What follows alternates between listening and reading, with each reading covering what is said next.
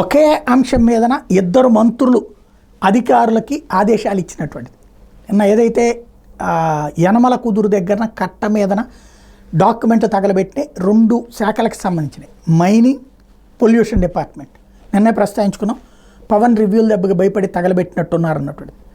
అదే సమయంలో మైనింగ్ కూడా ఉంది, అందులో ఆ సంతకాలు కూడా అవి కనబడుతున్నాయి. ఇప్పుడు ఈ వ్యవహారంలో ఇద్దరు మంత్రులు అధికారులకు ఆదేశాలు ఇచ్చారు, తమ ముందు సమగ్ర నివేదిక ఇవ్వాలి అని.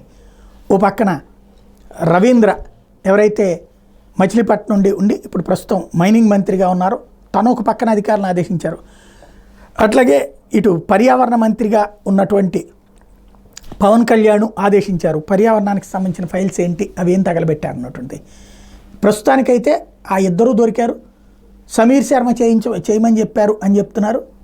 ఫైనల్గా ఈ మొత్తం వ్యవహారానికి సంబంధించి ఏం తేలుతుంది, ఇప్పుడైతే వాళ్ళ ఓఎస్టీ వీళ్ళని విచారిస్తున్నారు, ఏం తేలుతుందో చూడాలి.